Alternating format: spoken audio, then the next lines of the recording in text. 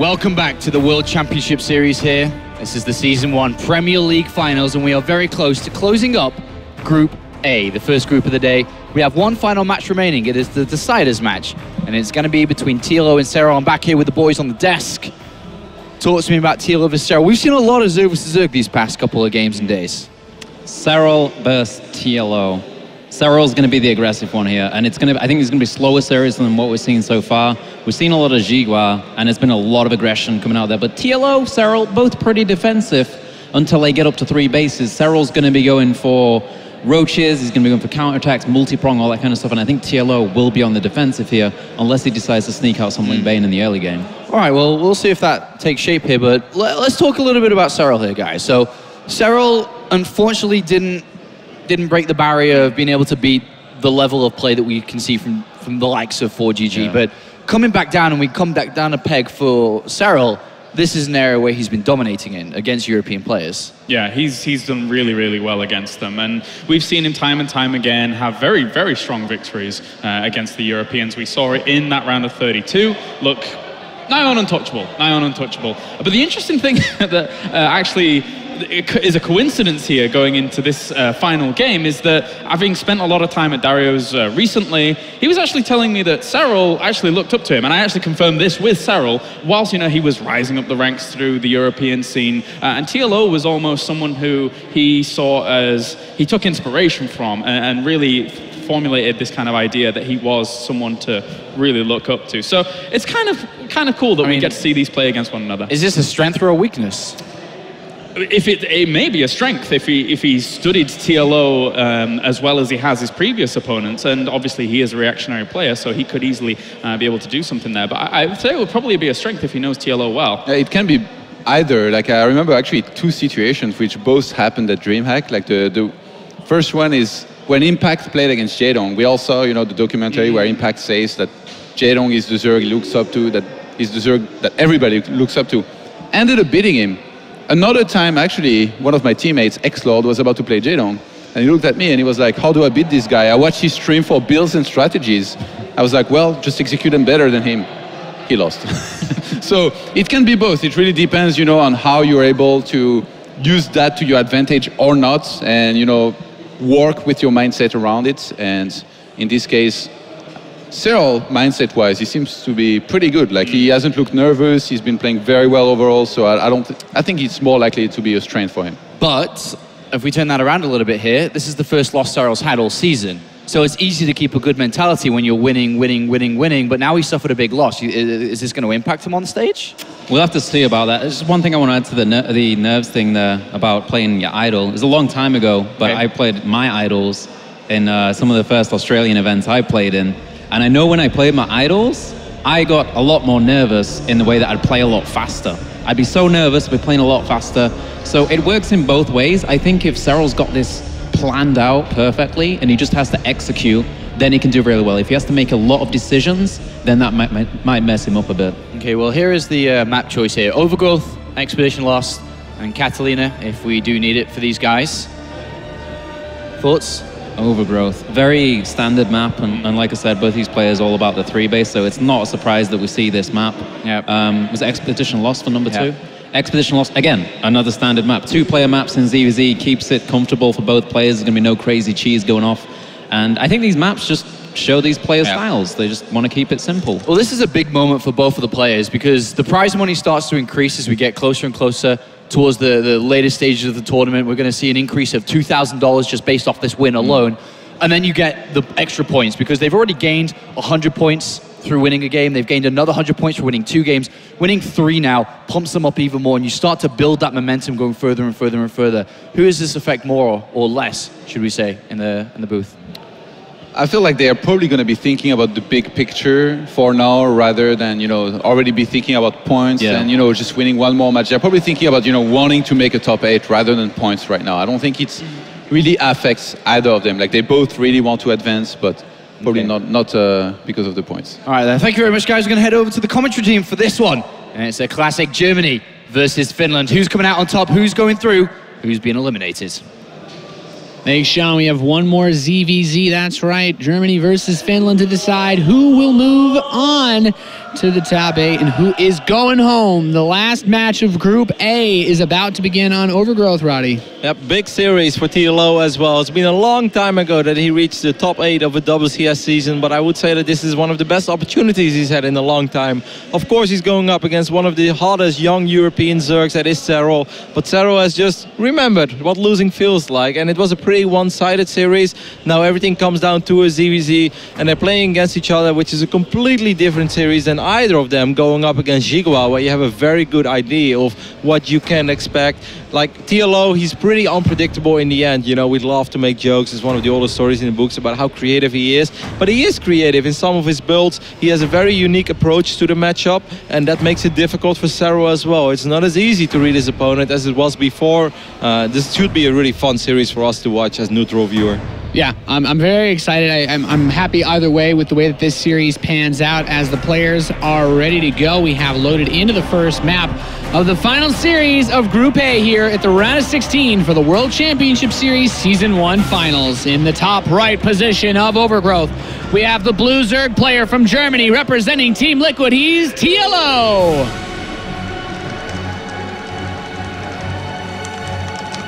And on the left bottom side of Overgrowth, we have the Finnish Zerg, who's representing my insanity. It is Serral. This is a really big test for him, man. Like we've been praising him a lot. He's been getting a lot of hype. In the round of 32, he was extremely convincing, but I felt he went up against opponents where he also felt very confident. I'm not sure how confident he truly is going up against TLO, who is truly a veteran when it comes to StarCraft 2, who's truly a veteran when it comes to playing big matches against other non-Koreans as well. And for Serral, this is still definitely a little bit new.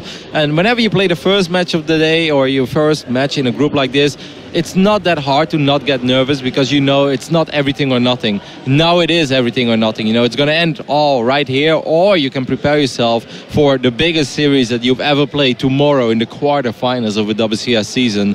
This is pretty massive. Yeah, for all the hype that Serral gets, this is where you have to really show it. It doesn't matter how much people talk about you, it doesn't matter how much you win on the ladder, how high you are in Grandmaster ranks. You have to be able to beat how many accounts you have in the top 10. Yeah, you have to be able to beat a big name like this, who's been in situations like this before, who's also trying to get back, you know, into that top 8 and get some new big results.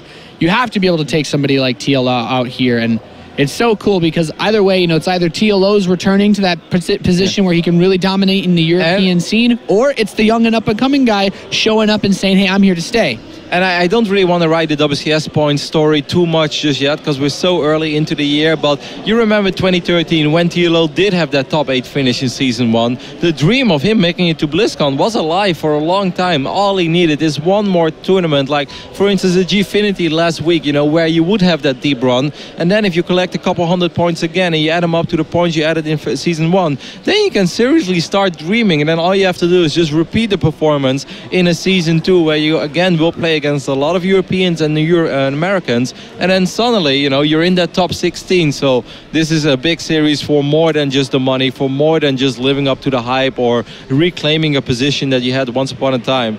This is a game that can keep the dream alive for a long, long time. And, you know, even if you wouldn't make it at the end of the year, it's still fun. It's so good to be in that race and to believe that you can make it. Especially considering that any of the other European tournaments that would happen, as there's a good couple of them scheduled throughout the year. You know, there's going to be more events like Gfinity. It's going to be dream hacks for these guys to try to score the rest of those points at. It all has to start with Season 1. And also, you know, trying to set yourself up as best as you can for seeding into Season 2. Now, the way that this game has started, both players went for slightly different openings, but they got to the same place. We have Zergling speed on the way. Both of them are still mining a little bit of gas, and we could see a follow-up into Banelings. We could see that passive follow-up into Lair. It doesn't have to be anything crazy, but it's very important that they're both aware of what's going on. Yeah, I'm definitely very curious to see who's going to be the first player to truly make a move. I'm expecting both players to have a macro-oriented approach to this series, but of course there's always this one moment where one guy will make a few more units than the other one, and that's when, you know, things will get interesting. Will the other player who made more drones be able to stabilize and ride out that economic advantage throughout the end of this game,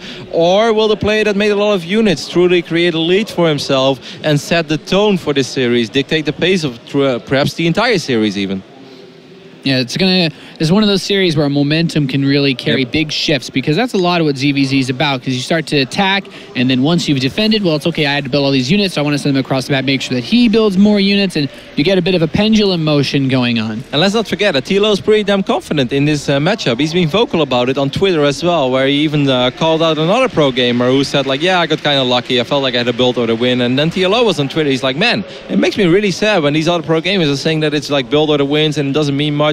If there is one matchup which, in my opinion, doesn't come down to build or to wins, it is ZvZ. I can stop most of these builds that you guys call build or to wins. It doesn't really have to be like that. So he's confident in that. And I'm sure that Serral has known about that as well. Yeah, TLO, I mean, he said he would much prefer to play against Serral. ZvZ saying his best matchup. His Lings get through. He's able to see everything that's going on in Serral's base. He's like, okay, well, you didn't have that lair started up on my Lings first run in, so he just started up the lair. TLO also started up his lair back home, and we're starting to see that macro-oriented build. You know, there's like a little Lings here and there, but we didn't really expect either of these players to go all in the first 10 minutes. Definitely no massive commitments on either side. I think Serral is going to be able to go up to 3 bases a tiny bit quicker than TLO, because TLO has just lost a handful of Zerglings, but TLO is going to have a slightly quicker +1 missile attack, so that will all even things out. And here we do see Serral indeed. Maybe he was already going up to 3 bases. I promise I didn't see it before I made that call, Kappa.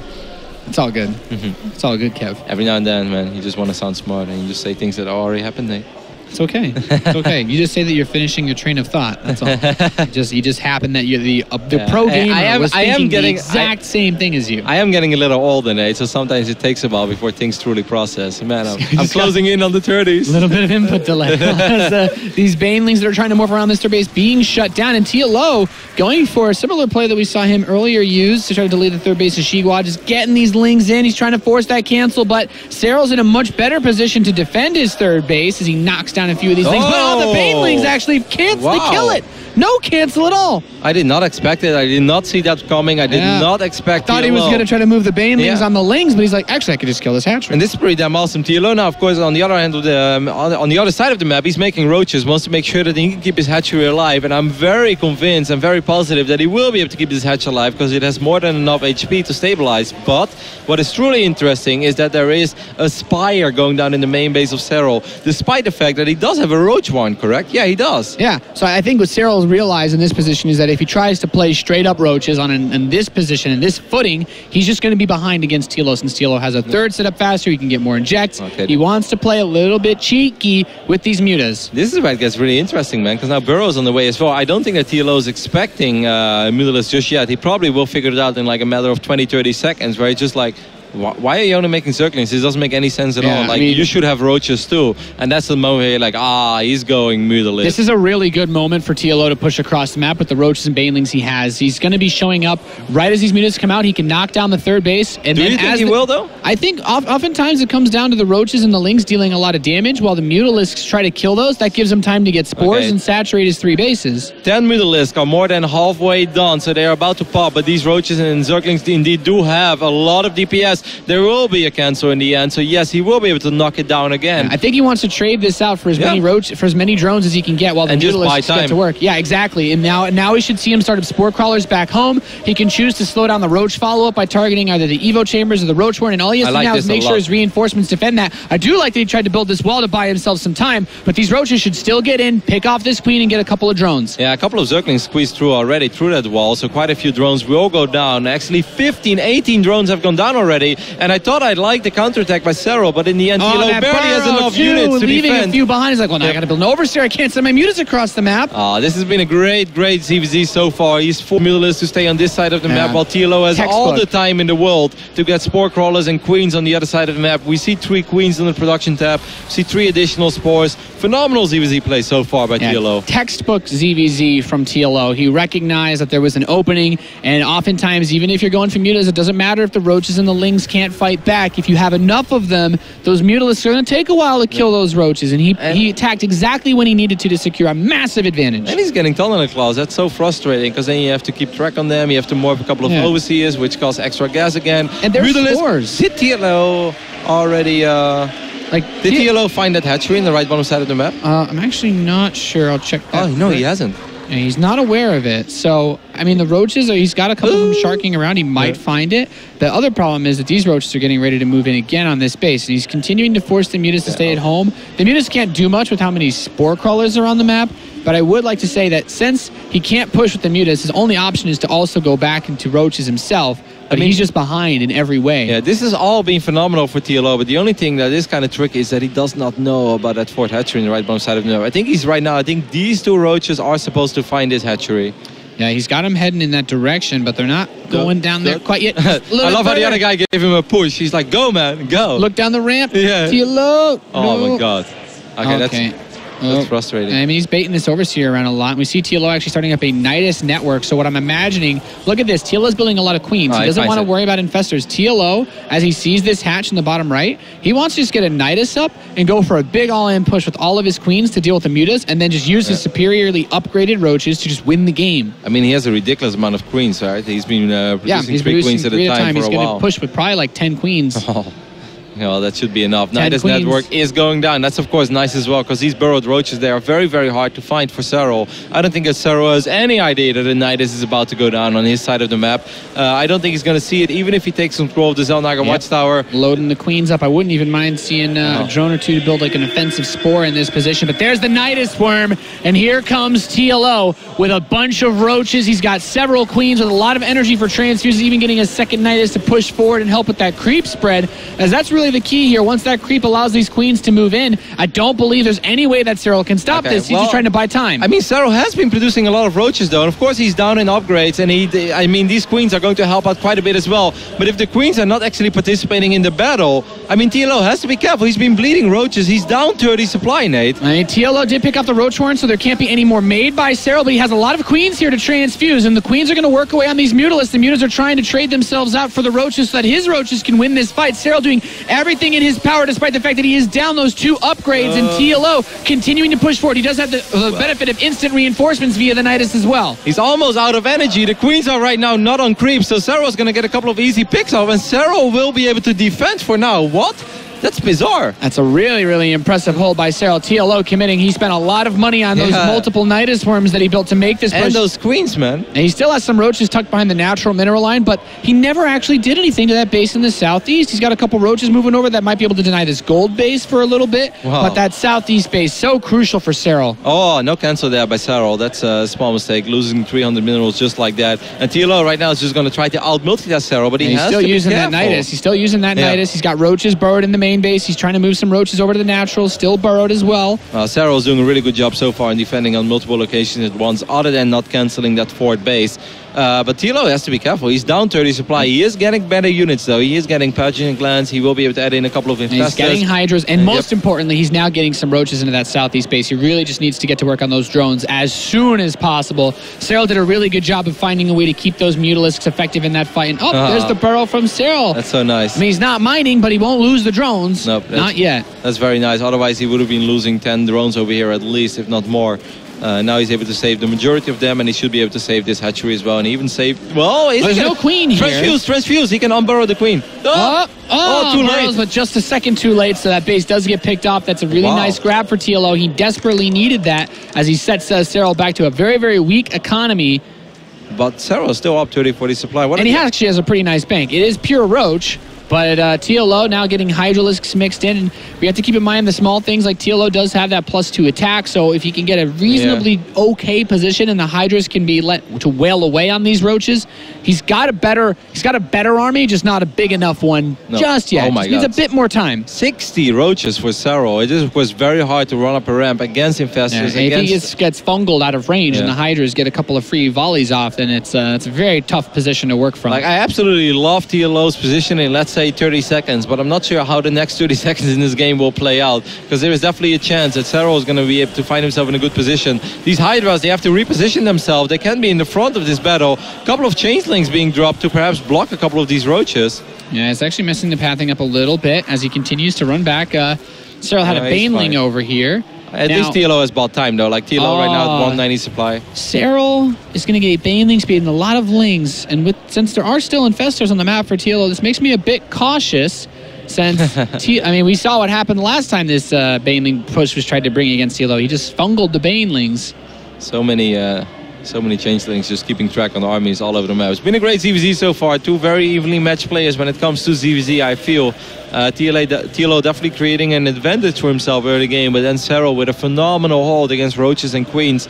But now, of course, TLO in the end has put a lot of money into infrastructure and tech. Has a better army right now, but the better army does not always win because it still comes down to positioning as well. This counterattack is awesome, but that also means that Serral has roughly 15 supply that's not participating in this battle. Yep, he's got a lot for the counter. Here come the Banelings. There's the big money fungal on a lot of these Banes. A good number of them still detonate, and he actually manages to get the rest of them on top of the front lines of TLO. These Banelings are really helping him to push back because now he's got the massive concave. He comes back down the ramp. The Hydras are still able to get some volleys out, but he's still losing a lot of drones at the same time. TLO really needs to push in and kill him right now. 17, 18 roaches in production. He moves the roaches underneath as he fungals the Hydras, still wheeling away for TLO. That high damage output, almost enough to clear out, but no more hit points left to tank on those roaches. Even the Queens are here for TLO. As he's going to shut down this base, he cancels all the production at this gold base. He knows those units will die as soon as they finish. TLO's third base has been no longer mining. Serral still has 3 mining bases at this point in the game. Yeah, this is definitely not over yet. I know that TLO has won that fight, but this army is almost like a naked army. Serral is going to use Burrow to regenerate HP on his roaches. I love that move, something I don't think we see often enough on ZvZ.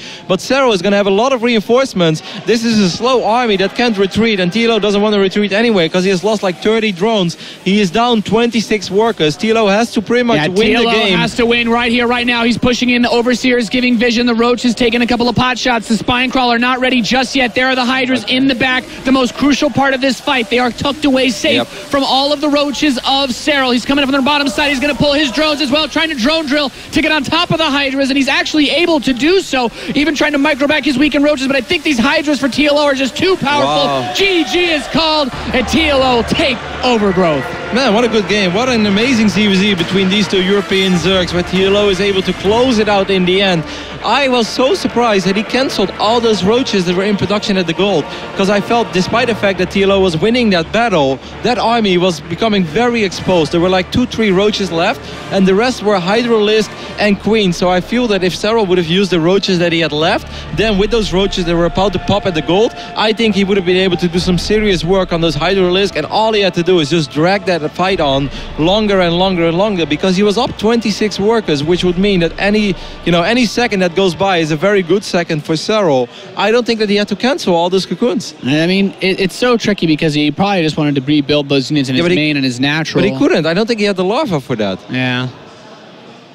It's a very difficult position to be in as Serral. Like, you have to imagine that it's just, with those Hydralisks, as flimsy as the army was, it's really, really nuts because it just has such high damage output with the +2 attack that Serral never got. And TLO, I think Serral needed to realize, of course, that TLO was all in from that point because he killed an absurd number of drones. TLO did not get a 4th base in that game. I would almost feel that any unit that pops for Serral, even if it loses half HP immediately, is still a very good unit. Because it's not like all of the units that he cancelled that he would have been able to reproduce them immediately on his other hatcheries.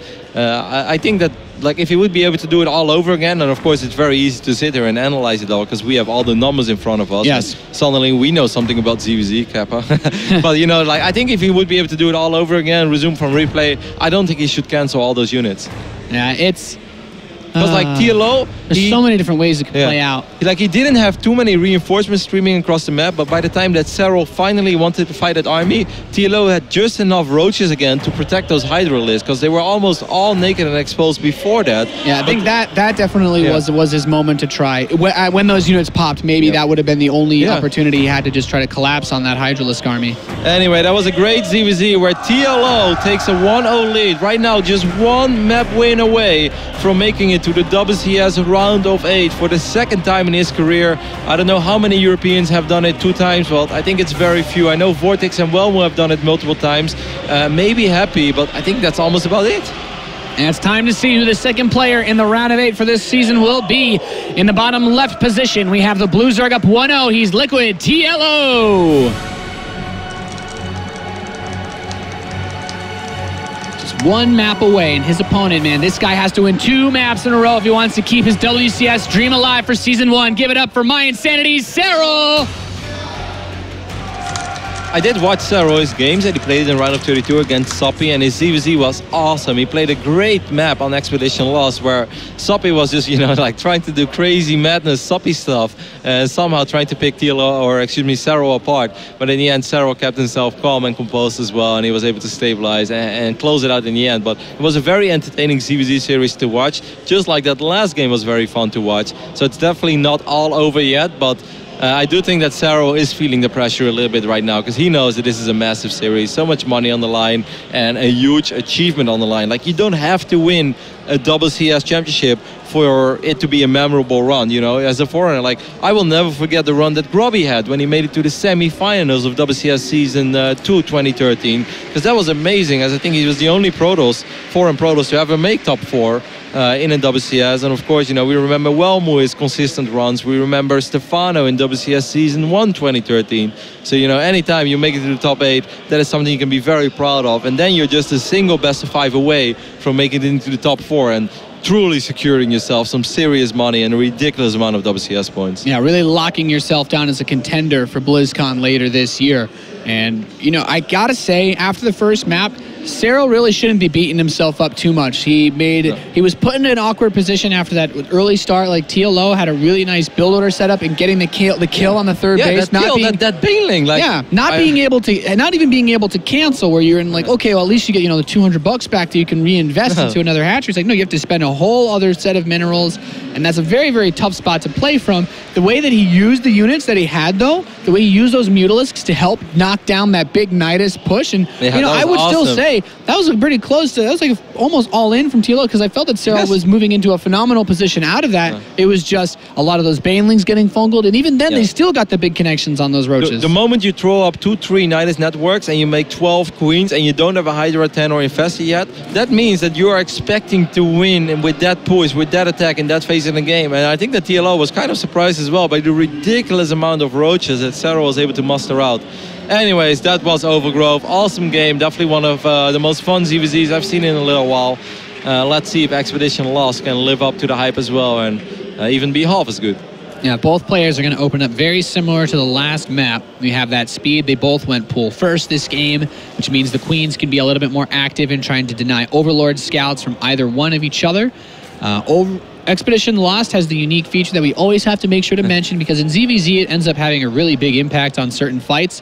You have the rocks in the back of your main base, and in the late game roaches will try to bust down, and some Zerg players try to be greedy. Like, I've seen Zergs try to squeeze out that third base at the gold before, and then if you knock down the rocks, it actually completely cuts off most of your ability to defend a base in the center of the map, since we have the destructible debris right outside of your natural. Like, there's so many different ways that you can use the layout of this map to your advantage. So I'm going to ask you, Nate, from one passionate ladder hero to the other, how many games did you lose in Expedition Lost because you didn't have anything up to the rocks until it never happened again? I mean, after the first one, I just vetoed them. Really? Really? It doesn't take too many. I think too many for me. I think there were at least 4 or 5 moments that suddenly a bunch of stalkers, or Zerglings. I don't think there's any Terran that doesn't veto this map versus Protoss. So there's very few. Be a very brave Terran not to. All right, Serral's producing 16, actually 20 links of 35 drones. TLO made a few links before this. Yeah, I think in the end, this is just going to be a link skirmish. I don't think that TLO will be able to do a whole lot with this. Yeah, Serral's producing a pretty crazy number of links in response, though 26 just to deal with these 10. Now, TLO is going to be able to slip into this mineral line and do a bit of poking, but this massive number of links should actually cut off and kill all of TLO's links. Now, if he goes for a counter, I don't even know if TLO has the production to get up enough links. He's going to go straight into these roaches. But he doesn't have a wall of yet. The queens are already repositioning themselves. He's going to have to put the queens in hold position. He's pulling the drones out. He knows he can't defend this, and he could still take a lot of damage from this counterattack. Yeah, especially if both Banelings blow up on those queens immediately. Is the roach one in the natural? TLO moves some drones down. If I was, maybe if he gets those roaches, I would almost just go for the roach one. Oh, look at the Banelings, the drones. He gets the drones that are on top here. So 4 drone kills, and he will be able to kill these roaches since he dealt a sick amount of damage to those. These lings could even try to run by these queens. There are more Banelings. He's bringing more drones down. What a great connection there. I mean, now I think the TLO is fine because he has more and more drones, but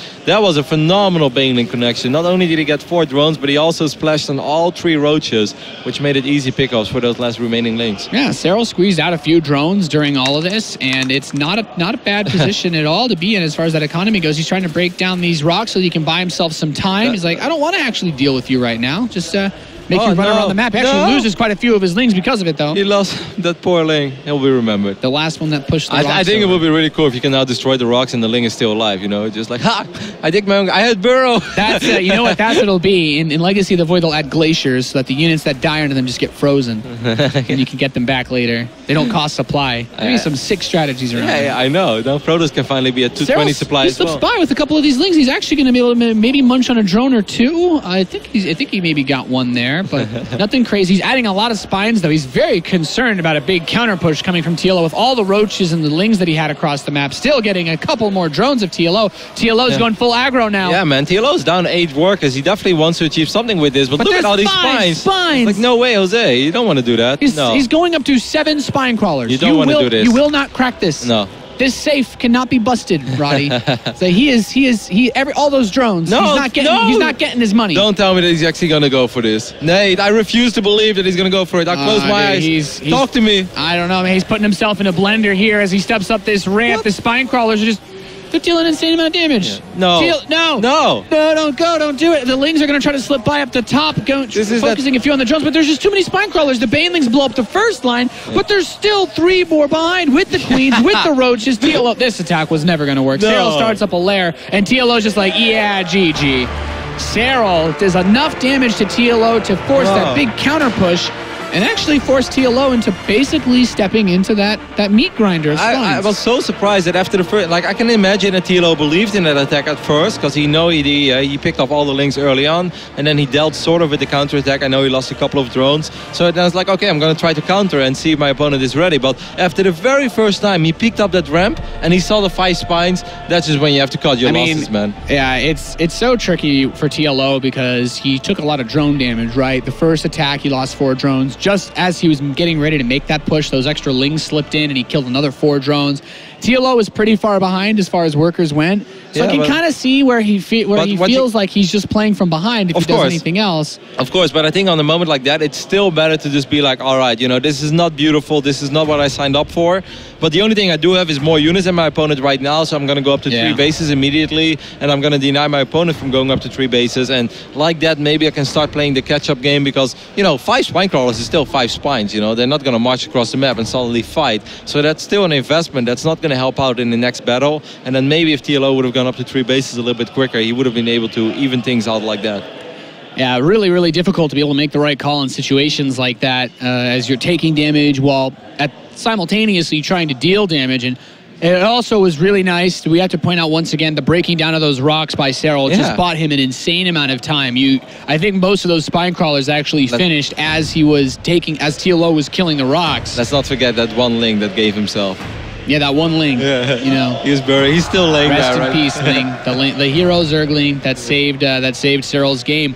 We are going to play map number 3 now. This is it, the decider map for the decider match of Group A on Catalina. Which Zerg players moving on to the top 8? Which one's going home? In the left side of the map, we have the blue Zerg representing Team Liquid. He is TLO. You and this French guy. We sync up on the first player intro. The second one's a bit trickier. All right, go for it then. In the bottom right position, we have the red Zerg representing my insanity. He's Serral.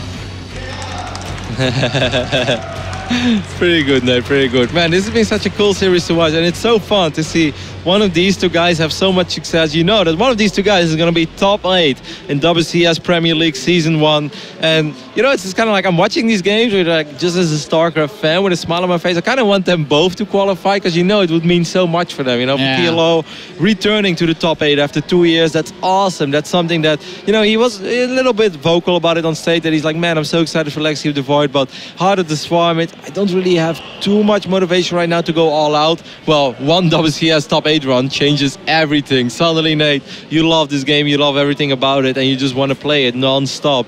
And of course, for Serral, you know, this would be the massive breakthrough if he didn't make that already with this awesome run that he's had in Season 1. And you know that this guy is not going to go anywhere. He will be back in Season 2. He's going to be back in Season 3. And he's definitely going to be a very prominent figure in the European pro scene, not just the European Zerg scene, but I would say the European pro scene in general. But still, it's so big. For one of these 2, it's going to be so big.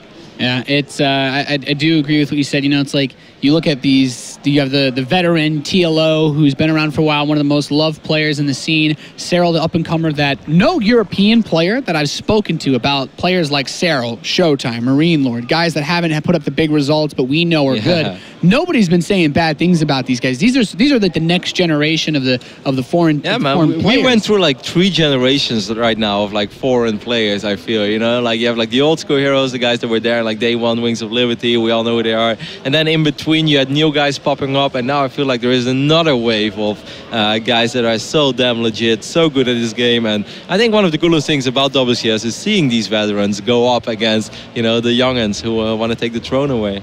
Yeah, it's a really, really awesome experience. And it's like not like they're playing for peanuts, they're playing for some serious money. I mean, these guys have already earned a pretty serious cash for this season. Of course, there's a lot more to be gained each map. And just this map alone, you really think about it, a couple $1,000 on the line right here. 2,000 extra, I believe. Yeah. It's a $2,000 best of 1 on ZvZ Catalina. Let's go. Oh, boy. I don't know, like, it's really funny because every now and then, you know, we play like matches that sort of matter. Don't really matter to anyone, but like we just want to win it. And you already feel your palms are getting a little bit sweaty. You're like, oh man, I haven't played a match that mattered in a while. And now these guys, $2,000, ZvZ Catalina, let's go. I'm not sure if my old body would be ready for this day. I wouldn't. That'd be too much for my heart. Yeah, me too. Let me just talk. Serral gets a couple lings in. He's gonna. Guy's like, okay, you've opened up speed. Serral has actually started up his Baneling nest before getting any speed, and this makes me think he's considering going for a really fast lair if he wants to just use enough Banelings to defend against a possible speedling opening of TLO. Because if he doesn't see roaches, he won't need a lot of lings to hold. If there's one map in general, I think, where we often cast ZvZs, where players make a ridiculous amount of Zerglings and Banelings and just go for it. It's almost, okay. He does like get speed, so he doesn't want to be super vulnerable. I always find it interesting to see, like, when you go for Baneling Nest before speed, maybe you're just expecting that much faster attack from your opponent, but it won't be too much of an issue as his speed is pretty far behind, but TLO is still cranking out a couple of drones, so he's not getting ready for a big burst. And there's not many Overlords queued up, so he won't have enough supply with this next inject to go for a massive attack just yet. I really like the spread out of the Overlords of Serral on the outside of TLO's base. It's just like 3 Overlords in perfect position that see everything that he could possibly have to worry about. Yeah, he's covering all of the paths where TLO could move units through.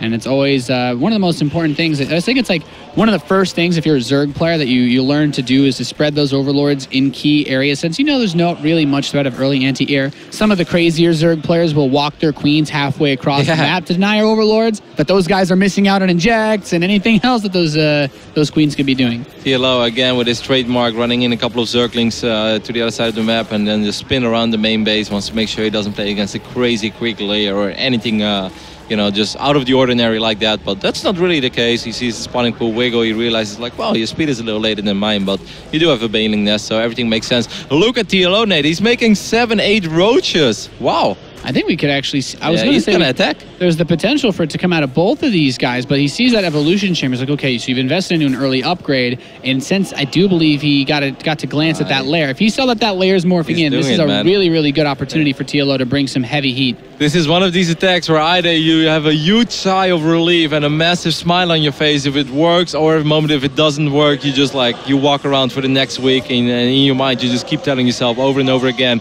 why did I make this attack? Why did I think this was a good idea? I didn't have to do it. Well, Spine crawlers he's take doing so it, Nate. long, Kev. Spine crawlers take quite a while to finish up. TLO trying to bait out one of these Banelings as there are 3 spines on the way there now, halfway done. Oh my god, it's 42 army supply against 7 at the moment. I think TLO has to push in right now. If he waits for Banelings, he's not going to be able to get those spines. So here he comes up the ramp. He's going to move in. There's that first Baneling waiting for any lings to flood. And he's just going to knock down the first spine crawler before it completes. He's going to move in on number 2. Some of the Zerglings trying to catch one of these roaches in the back.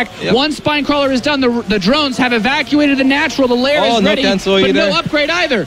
I think this is going to be good enough for TLO. I really think it's going to be good enough. Of course, a ridiculous amount of units are about to hatch for Serral. The Spinecrawl is buying a little bit of time, but most of these Banelings are getting picked off. TLO has a lot of Banelings in the mix. A couple of these roaches spawned on a very unfortunate position. I think Dario Wunderwunsch TLO is going to be able to do it. He's going to be able to make it to the WCS Premier League round of 8 for the 2nd time in his career. He's definitely not there yet, but he's doubling the army supply, Nate. That's right. He's right on top of the main base. The Queen goes down. Banelings blowing up on drones. The drones being pulled against the roaches. The German Zerg player looking to make it back to the top 8 of the World Championship Series as the drones wrap around, but it's not going to be enough. Roach speed even on the way for Serral, won't complete in time to be useful, continuing to pump out as much as he possibly can, but TLO just rallying more and more forces across the map. I don't think he can be stopped here. Kevy's going to clean up the last couple of units. Serral's down to 26 supply, and he should be able to close this out any moment now. Yep, Serral probably in a little bit of disbelief. He's like, man, I did not imagine to go out like this. I did not expect this attack to come.